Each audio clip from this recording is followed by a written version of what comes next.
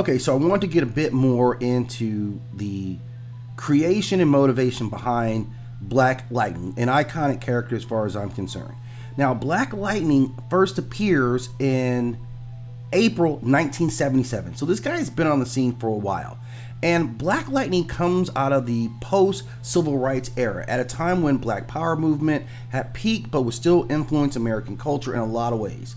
Urban communities were battling redlining, police brutality, and systematic rejection or neglect.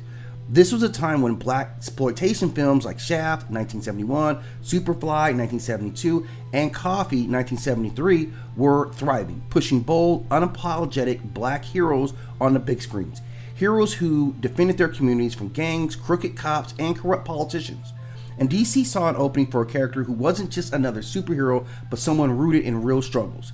An educated, community-focused Black man who steps up when the system fails. Now, Jefferson Pierce, a school teacher turned vigilante, reflects the post-civil rights urban protector archetype. Someone trying to build from within, but willing to fight from without when forced to.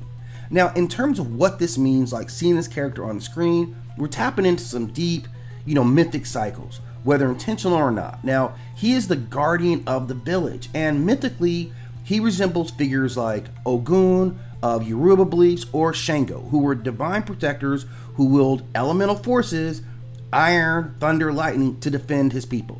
Now, Ogun is, of course, a craftsman and a warrior, both a destroyer and a builder, mirroring Jefferson's dual life as a teacher, a builder of minds, and a fighter, protector of bodies. Now, Shango was a god of thunder and lightning. He carries the same elemental force that Black Lightning channels, so it's not, odd.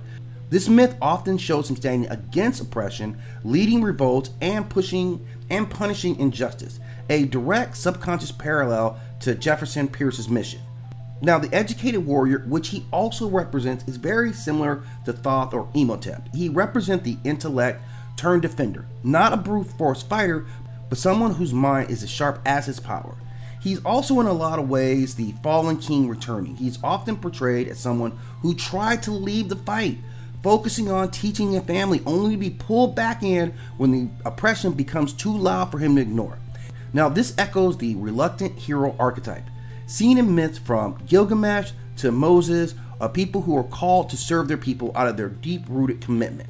In a deeper dive, he's also responds to the era's comic book landscape, which at the time was dominated by white, often wealthy heroes, Batman, Green Arrow, Iron Man. They're also struggling on how to represent Black characters without falling into too many stereotypes. And early attempts like Marvel's Black Panther and Luke Cage were groundbreaking, but they had their own pitfalls, and I'll point to Luke Cage's origin and creation story. Jefferson Pierce really flipped the script. Instead of a king from Africa or an ex-con turned hero, Black Lightning was an educated, middle-class man who chose his community over personal comfort. And this was revolutionary in its own right, and a character we definitely deserves our praise and our support. Now, in my eyes, he is a modern-day incarnation of Shango in disguise, a thunder-wielding protector fighting oppression on both systematic and street levels. His story is deeply tied to the Black American experience of the 70s and taps into some subconscious mythic archetypes of the warrior teacher, the lightning god, and the reluctant king.